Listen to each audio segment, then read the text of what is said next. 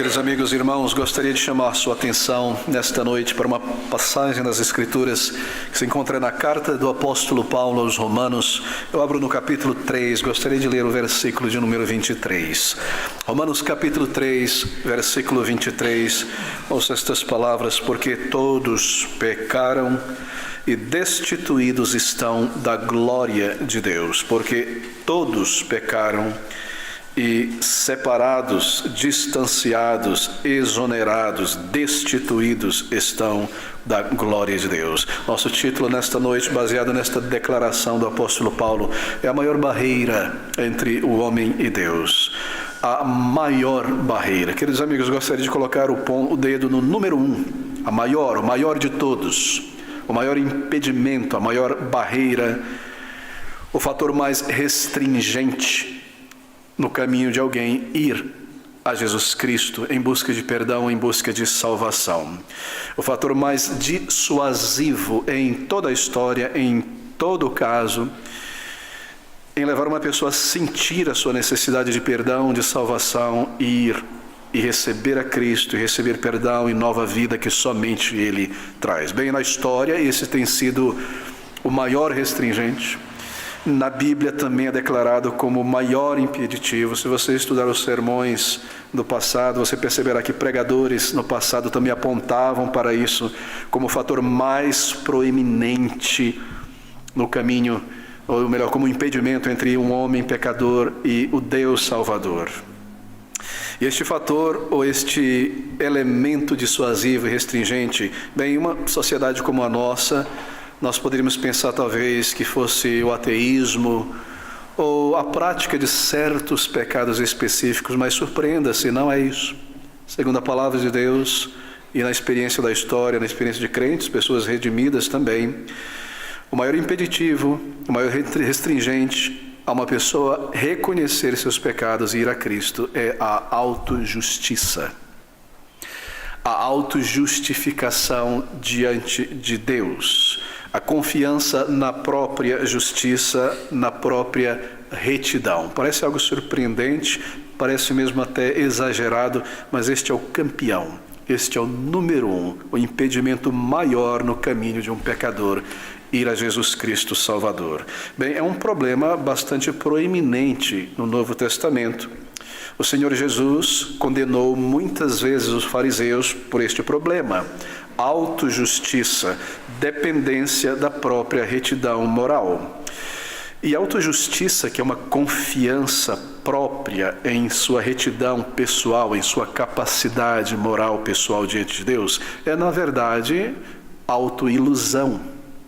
Porque o versículo 23 declara que todos pecaram e destituídos estão da glória, separados estão de Deus. Esse é o significado da palavra destituídos. Se alguém é constituído, ele entra em um cargo. Se alguém é destituído deste cargo, ele é afastado, ele é tirado, ele é exonerado. Como Adão tinha a presença de Deus. Ele andava diante da luz de Deus, da glória dos atributos de Deus, ouvindo a voz do Senhor, e ao pecar ele foi destituído, afastado da glória, da presença de Deus.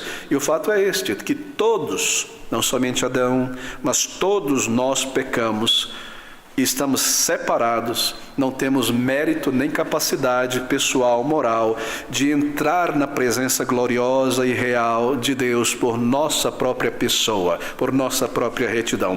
Todos pecaram, diz a palavra de Deus, e destituídos estão da glória, das bênçãos, da presença de Deus. E ainda assim, em todo e cada coração humano está ali a semente da autojustificação. Diante de nossos pecados e nossas falhas, ali está a crença em uma suposta retidão moral, que ainda embora eu falhe ou peque, há em mim aquilo que agrada a Deus, algo que me permitirá um lugar no céu, ou com a ajuda de Deus, é claro, angariar, a bênção, a misericórdia de Deus. E esse é o grande problema, queridos amigos. Nós somos rebeldes contra Deus e ao mesmo tempo orgulhosos diante de Deus. Mas não deveria ser assim, não é? Se nós estudamos um pouco da história, se nós conhecemos um pouco o que é ser humano, com tantas guerras, com tantas crueldades, com tantas catástrofes, o império da mentira em nossa geração, a desigualdade gritante em todas as áreas, tanto crime, tanta falha humana, se esperaria que diante do Criador, toda pessoa baixasse a Cristo e reconhecesse a sua incapacidade de justificar-se diante de Deus. Mas ainda assim, a autojustiça, a confiança em uma suposta retidão pessoal é o nosso pior inimigo. Sempre está ali como uma pedra de tropeço, nos impedindo, nos restringindo de ir a Deus como Ele é, santo, justo, reconhecer o nosso pecado e ir a Ele como pecadores para buscar perdão, reconciliação. A autojustiça é o maior impedimento em um relacionamento real com o nosso Criador. Mas não deveria ser assim quando nós pensamos também em termos pessoais, particulares, porque todos nós, cada um de nós, tem uma natureza pecaminosa e um histórico pecaminoso. Pode alguém levantar a mão aqui nesta noite e dizer que não tem um problema com um pecado específico, ou com um montão de pecados na mente, no coração, ou um histórico de muitos pecados diante de Deus? Pode alguém justificar-se a si mesmo diante de Deus, dizer: eu não tenho, eu estou livre de pecado, ó Deus, ó Senhor, não há em mim mancha, tortura, nada que me acuse e que me condene? Acaso alguém pode afirmar isso? E nós pensamos muito elevado sobre nós mesmos. É nisso que está a autojustiça. É uma confiança na própria retidão, na capacidade pessoal. Em outras palavras, colocando em termos assim mais simples, eu não sou tão mal assim. O que quer dizer em termos positivos? O Senhor me aceitará no final das contas. Isso nos impede, queridos amigos, de pensar da maneira correta sobre Deus. Nos impede de pensar em Deus da maneira correta. Essa autojustiça, ela anuvia a nossa visão sobre a pessoa de Deus. É esta a razão de nós reduzirmos a santidade, a grandeza e a glória de Deus, de não nos assustarmos com certas declarações na palavra de Deus, de que Deus irá julgar cada pecador. E não nos toque, não nos move quando nós ouvimos declarações como essa do apóstolo Paulo, que a paga de uma vida de pecados é o inferno. Estas coisas não parecem nos surpreender, porque a nossa autojustiça não nos permite ver Deus como Ele de fato é. Essa autojustiça ou autorretidão moral, bem, ela te restringe de sentir a tua vergonha pelos teus pecados. É por isso que muitas vezes nós conseguimos fazer um número de coisas tão vergonhosas diante de Deus e nós não sentimos a gravidade disso. Essa autojustiça, ela nos dissuade então de ir a Deus buscar o seu perdão, a sua misericórdia, porque nós nos justificamos diante de Deus. Bem, confiança na própria justiça, na própria retidão, ela se manifesta em nós de muitas maneiras. Bem, às vezes essa autoconfiança, ela toma uma forma religiosa, como eu mencionei. Se você abrir comigo neste caso, está em Lucas, no capítulo 18, o caso do fariseu e do publicano. O Senhor declara estas palavras e Ele ilustra esta verdade. Lucas 18, 19, diz assim: Jesus disse: por que me chamas mestre? Bom, perdão, ninguém há bom senão um. Perdão, queridos, eu estou no texto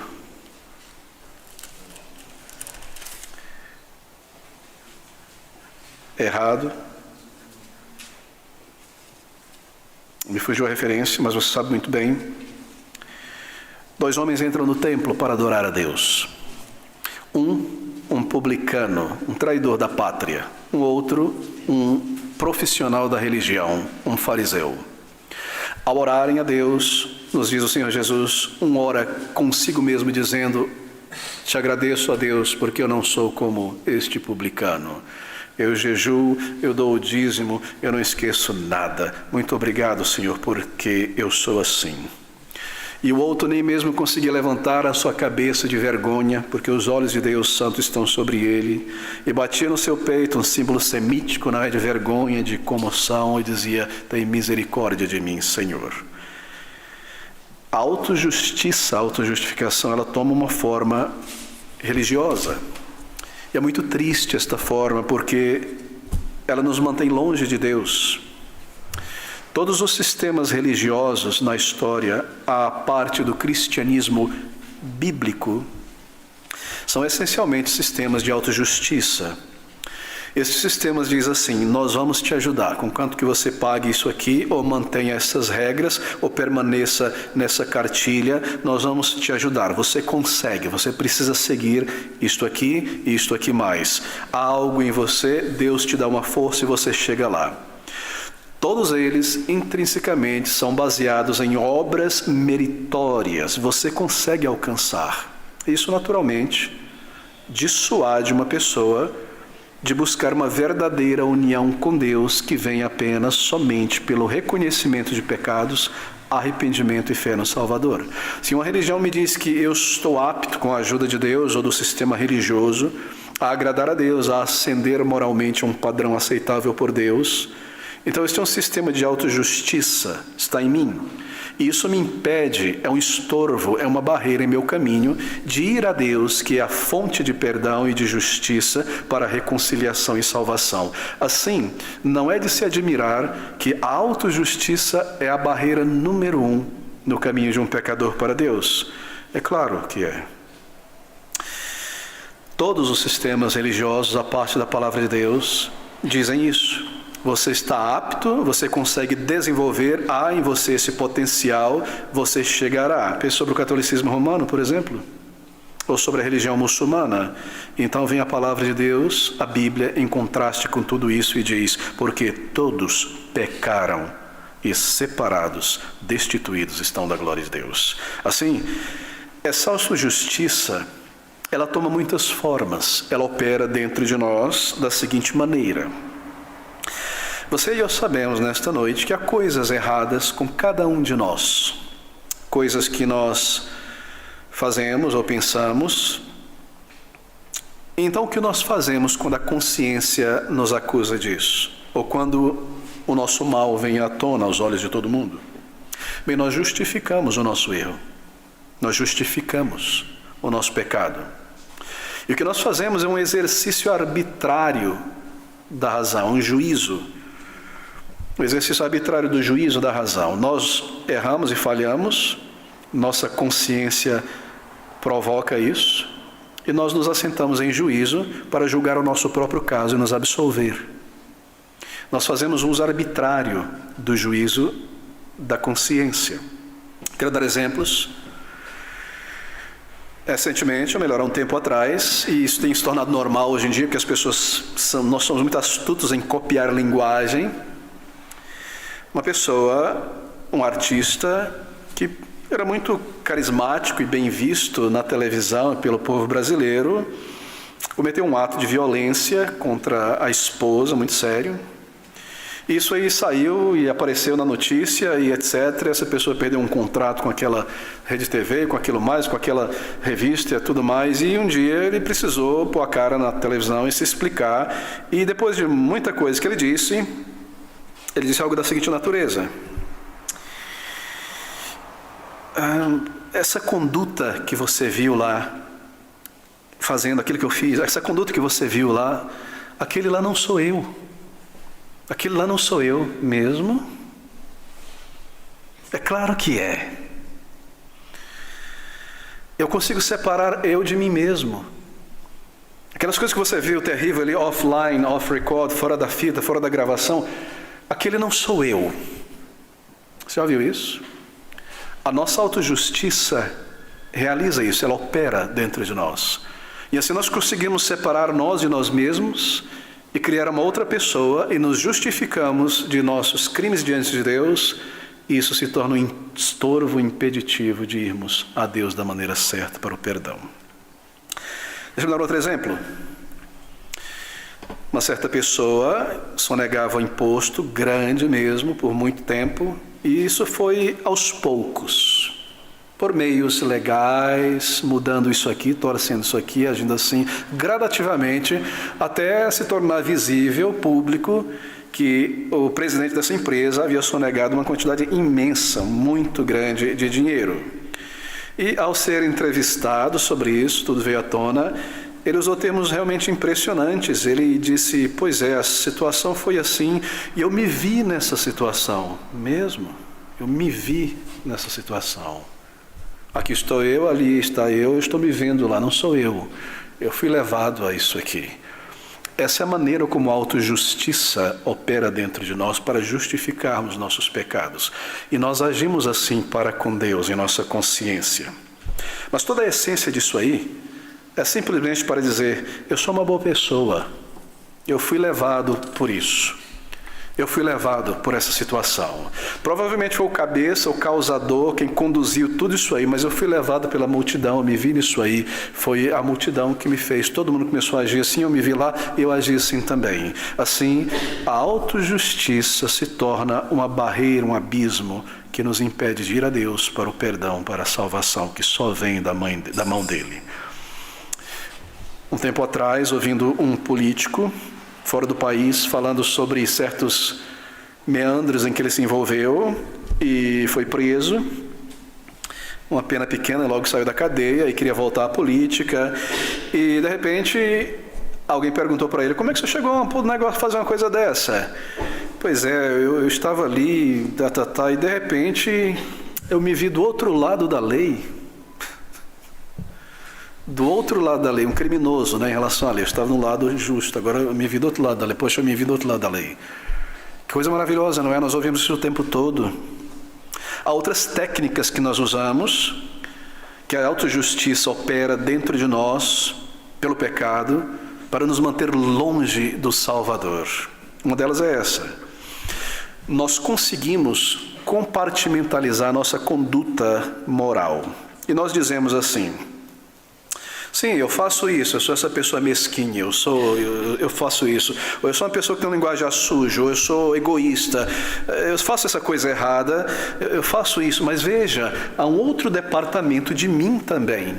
E eu faço essas coisas maravilhosas aqui, você nunca viu, você nunca percebeu. Eu ajudo as pessoas, eu faço isso, eu faço aquilo. E olha, eu chego no meu trabalho, eu sou pontual, eu cumpro o meu trabalho. E eu isso e aquilo. Não olhe para aquele meu lado mal, aquele meu lado ruim. Olhe para este meu outro lado. Não é? Eu penso sobre este meu outro lado e aquele meu lado ruim, mal, ele desaparece. Bem, assim é fácil sentir-se bem consigo mesmo, não é? Quanto maior a nossa iniquidade moral, observe isso. Quanto maior a iniquidade moral de uma pessoa, mais ela tenta justificar, por conta da consciência que nos acusa, justificar o mal em que está vivendo por um comportamento exímio na profissão. Recentemente eu ouvi uma ex-cantora gospel elogiar grandemente um grupo de pessoas específicas que viviam num pecado específico chamado da Bíblia de sodomismo, dizendo que são pessoas maravilhosas no trabalho, são extremos profissionais, este pessoal. Mas o que uma coisa justifica a outra? Você percebe? Isso opera em nós. E nós continuamos vivendo no pecado e não vamos a Deus da maneira certa para receber o perdão e a salvação. O maior estorvo para nós é a nossa autojustiça, a nossa autojustificação. Isso te restringe, isso te dissuade de ir a Deus para receber vida. Bem, nós compartimentalizamos então nossa conduta, mas querido amigo, você não pode fazer assim com Deus, porque quando Deus olha sobre alguém, Ele vê o coração, Ele vê o todo, Ele olha em todas as coisas, Ele vê a mancha do pecado, Ele vê o câncer do orgulho que está lá dentro, Ele vê o egoísmo que motiva a ação, Ele vê a sensualidade nos pensamentos da imaginação e a corrupção. Não há como enganá-lo, e ele registra isso, o coração. Nós não podemos compartimentalizar nosso caráter, nossa moral diante de Deus. Isso que os fariseus faziam. Eles viviam de externalidades, eles vestiam um uniforme religioso, faziam tudo aquilo que poderia ser feito, o dízimo disso, do quento, do comim, etc, etc, de orar tantas vezes por dia, de lavar as mãos, etc. Mas por dentro o Senhor os chamava de sepulcro caiado. Um sepulcro caiado, polido, bonito, mas por dentro podridão, maldade, ganância, inveja, malícia, hipocrisia. Nós não podemos compartimentalizar nosso caráter diante de Deus. Ele olha o coração, ele vê o todo, ele vê cada detalhe. Nós precisamos de perdão de Deus. Diante de Deus nós estamos condenados, o que significa que o inferno é o nosso destino, sem o perdão de Deus. Eu não quero a Bíblia, então, pastor. Esse versículo está errado, ele diz que todos pecaram e todos estão destituídos, separados, afastados da presença, da comunhão com Deus. Eu não quero a Bíblia, pastor. Eu prefiro Jesus Cristo, eu não quero o apóstolo Paulo. Você vê como o apóstolo Paulo é diferente do Senhor Jesus Cristo? Jesus Cristo é amor, amor, venha como você está, permaneça como você está. Eu não te julgo, viva em teu pecado, eu te aceito em teu pecado. Entre no céu e polua o céu. Paulo não, Paulo fica dizendo, esse aqui não entrará no reino do céu, aquilo não entrará no reino do céu. Eu não quero isso, pastor. Eu não quero essa Bíblia, eu não quero esse versículo de Paulo, todos pecaram. Que história é essa? Você percebe como nós somos? Assim nós agimos. Eu me vi do outro lado da lei. Outra técnica que nós usamos, bem, nós reescrevemos, isso é muito comum nos nossos dias, ela saiu da mente, agora está em todo lugar. Nós reescrevemos os padrões, nós reescrevemos a lei. Por exemplo, Deus diz em uma das suas leis, não adulterarás. O quê? Peraí, me dá uma caneta. Eu vou reescrever isso aqui. Não adulterarás persistentemente. Ou não cometerás tal pecado ao ponto de persistentemente ferir uma pessoa. De vez em quando, tudo bem, não faz mal a ninguém, aconteceu. E assim, eu estou dizendo que as leis de Deus são desproporcionais, são excessivas, vamos modificá-las. Essa é uma outra técnica da autojustiça. Nós fazemos isso dentro de nós, em nossa alma, e isso nos impede de reconhecer o nosso fracasso moral e então de ir a Deus em busca dos méritos de Jesus Cristo para sermos aceitos pelo Pai. Nós fazemos isso, queridos amigos. A lei de Deus diz, não faça isso ou aquilo em nenhuma circunstância. Então, a lei da cultura e do país diz, não. Você vai fazer isso e é permitido agora fazer isso e mais. Se alguém disser que você não deve fazer, nós vamos punir, nós vamos prender, nós vamos criticar. Assim é fácil se auto-justificar quando você transforma todos os pecados em virtude. Mas ouça essas palavras. Porque todos pecaram e destituídos estão da glória de Deus. Eu menciono uma outra técnica. Uma técnica que nós usamos, a autojustiça utiliza. Bem, nós avaliamos a nós mesmos, nossa conduta, observe, nós avaliamos nossa conduta moral a partir do padrão de uma vantagem pessoal que nós tenhamos. Por exemplo, a partir de uma posição social. Eu cresci neste meio, eu sempre cresci aqui, no meio do bom e do melhor. Assim, eu naturalmente sou uma pessoa melhor moralmente do que outros. Você percebe como eu ando, como eu me visto, as coisas que eu tenho? Eu sempre tive isso, isso quer dizer que eu sou um pouco melhor. Não é triste, não é absurdo, mas é real. Ou eu tive certo estudo, certa educação, certa carreira, e assim, naturalmente, eu pertenço a uma classe diferenciada de pessoas. Isso já me torna, por natureza, alguém diferenciado. Eu já entrei nesse mundo com um número de vantagens e pontos morais. Eu julgo a minha conduta moral baseada em alguma vantagem pessoal ou social, o berço em que eu nasci. Mas você não está avaliando do ponto de vista moral, você está avaliando do ponto de vista de alguma vantagem. Do ponto de vista moral, a avaliação é esta: todos pecaram e destituídos estão da glória de Deus. Há uma outra técnica ainda que nós usamos. Nós usamos a justiça comparativa. Como é que funciona? É muito comum. A minha consciência me acusa do meu pecado que eu cometi. E de repente a minha justiça ela é comparativa. Mas eu não fiz isso tão mal quanto ela. Ela fez muito pior. Mas eu não falei assim como ele.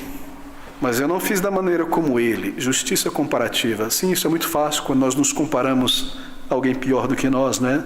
É fácil nos auto-justificar.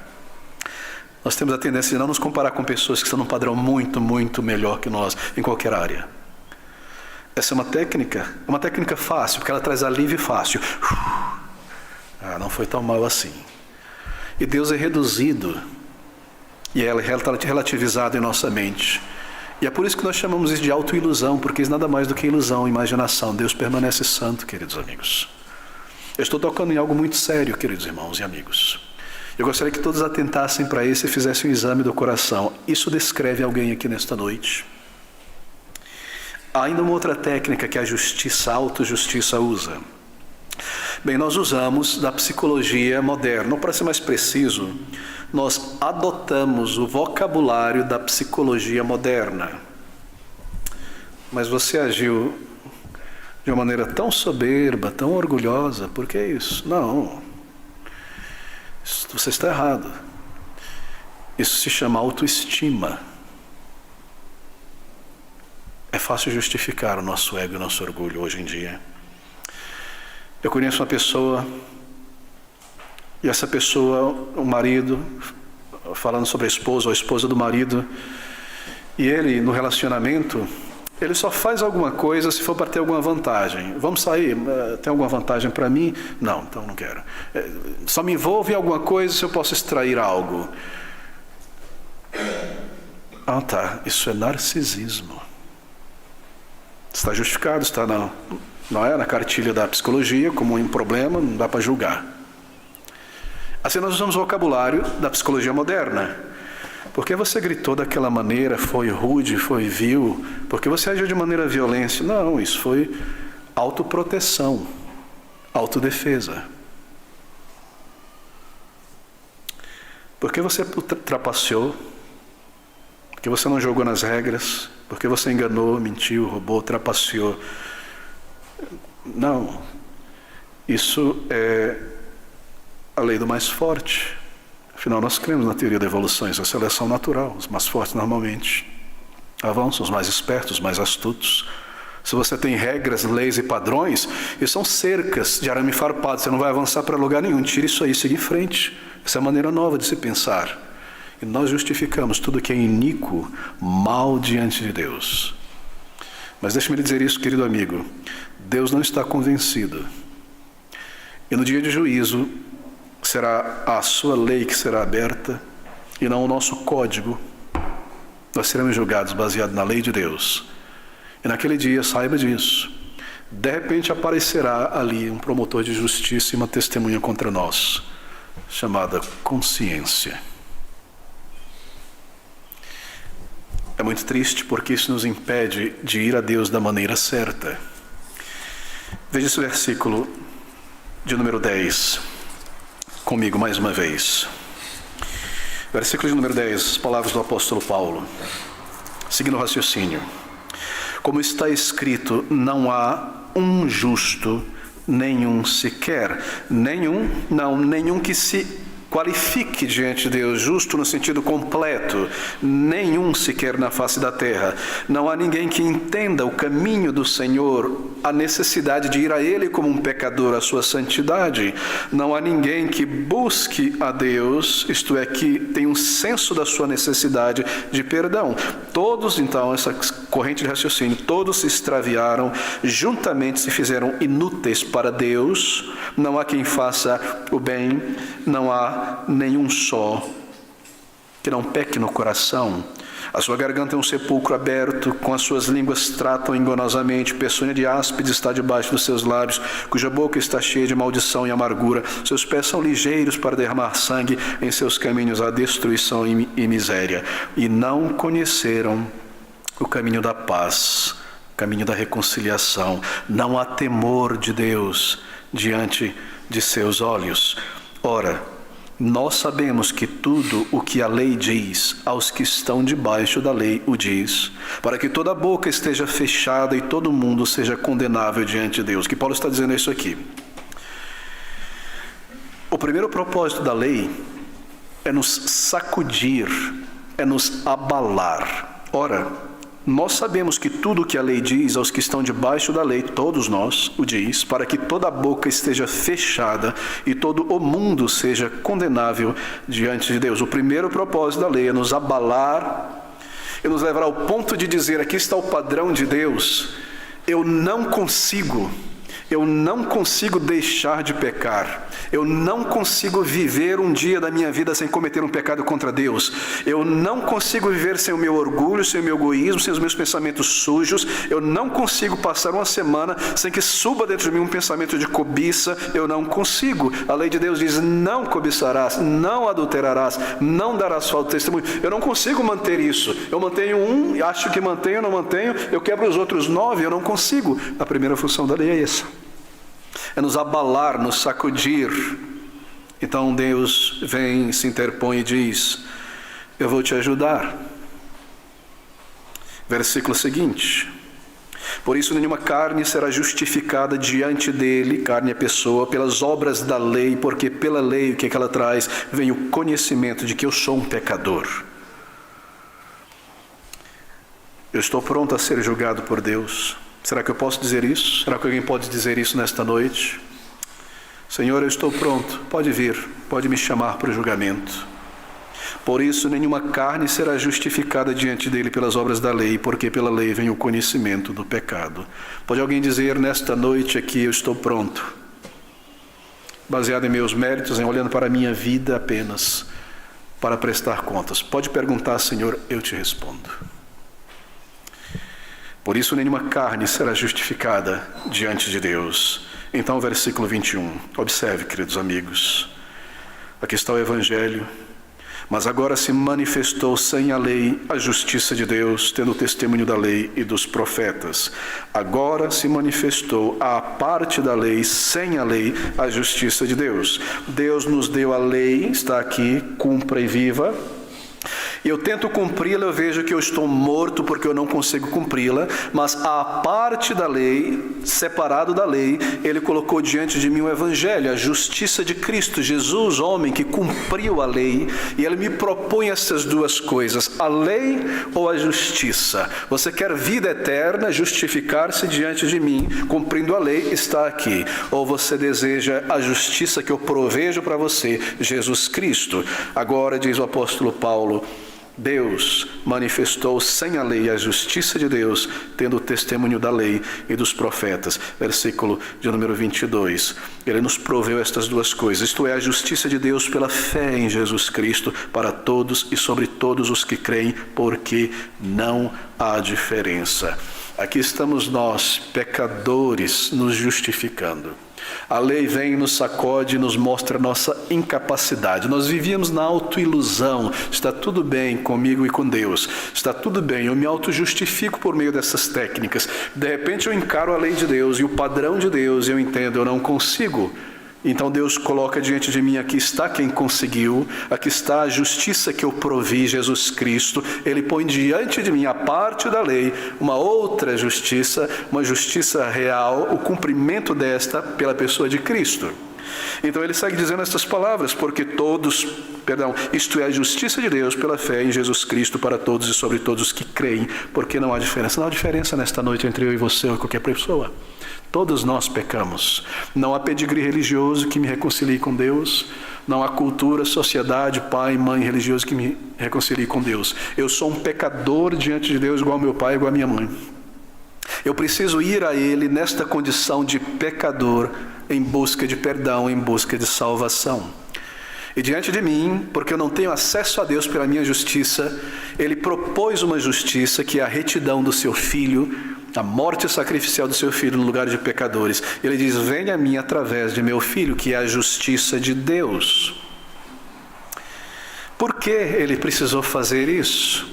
Porque todos pecaram e destituídos estão da glória de Deus, sendo justificados gratuitamente pela sua graça, pela redenção que há em Cristo Jesus, ao qual Deus propôs para propiciação pela fé no seu sangue, para demonstrar a sua justiça pela remissão dos pecados dantes cometidos sob a paciência da lei, para a demonstração da sua justiça nesse tempo presente, para que ele seja justo e justificador daquele que tem fé em Jesus Cristo. Bem, ele proveu esta salvação, esta justiça, na pessoa do seu Filho bendito, Senhor Jesus.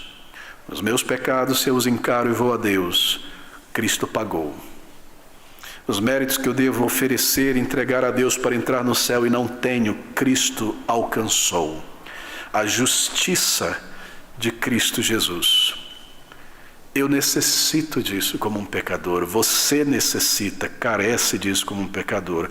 Meu querido amigo, deixa eu implorar com você, em o nome do Senhor Jesus Cristo. Pare de se enganar. Pare de brincadeiras psicológicas, de tentar controlar sentimentos e não ouvir o que está sendo dito na palavra de Deus. Vá ao Senhor nesta noite. Não há outra solução, não há outro meio. Ele não aceitará de mim ou de você qualquer outra coisa, qualquer bom sentimento. Ele é um Deus justo e, por ser justo, ele deve julgar, sentar-se no tribunal e julgar. E nós somos esses criminosos e a nossa consciência nos condena. Não permita, não lance para o dia de amanhã como outra técnica psicológica para buscar a Deus. Não diga a ele: mais um dia, Senhor, e eu irei a ti. Não faça isso.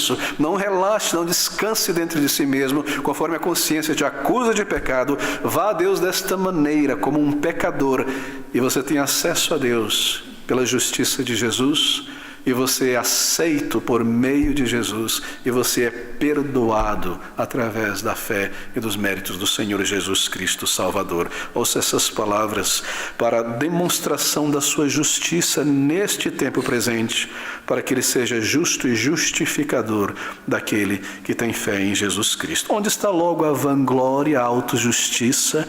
É excluída. Por qual lei? Das obras? Não, mas pela lei da fé. Concluímos, pois, que o homem é justificado pela fé sem as obras da lei. Bem, pense sobre os padrões de Deus e você não mais se auto-justificará diante dele. Todos os santos padrões de Deus, como nós falhamos, como são muitos os nossos pecados, um deles é suficiente para nos barrar no céu. O céu é um lugar de santidade e glória. E a única maneira de pecados serem removidos é serem perdoados. E para serem perdoados eles devem ser pagos e a punição deve ser exercida. Eu preciso do Senhor Jesus Cristo. Mas não é suficiente saber disso, querido amigo. Se você tem uma enfermidade que vai te levar à morte, não é suficiente saber que tem um remédio. Você deve tomá-lo, você deve encarar teu pecado, ir ao Senhor Jesus Cristo. Pense sobre o estado do teu coração, todos os pensamentos maus e todos os atos. Então pense sobre o Senhor Jesus vindo a este mundo. Pense sobre a compaixão da pessoa do Senhor Jesus Cristo vindo a este mundo por pecadores como nós. Ninguém tem amor maior do que esse. A maior barreira para você encarar o teu pecado é essa. É a autojustificação. Ouça essas palavras. Porque todos pecaram e destituídos estão da glória de Deus, sendo justificados gratuitamente pela sua graça, pela redenção que há em Cristo Jesus. Vamos orar juntos. Ó Senhor Deus eterno, Pai de misericórdias, quão relutante nós somos, ó Senhor, e quão grande, poderoso e sutil é o pecado que habita em nós, para nos cegar, para nos enganar, para nos iludibriar.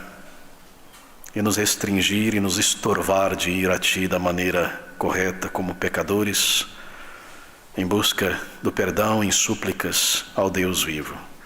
Graças Te damos por Tua palavra, graças Te damos por estas declarações que argumentam com a nossa consciência. Vem, Senhor, e cumpre a Tua obra e propósito pelo Teu Espírito. Convence também cada coração do pecado, da justiça que é Jesus Cristo, que o Senhor proveu para o pecado, e da certeza do juízo vindouro. E leva muitos nesta noite, pelo Teu imenso amor, imensa compaixão, ao arrependimento de seus pecados e à fé verdadeira no Teu Filho bendito, para a salvação, para a vida eterna.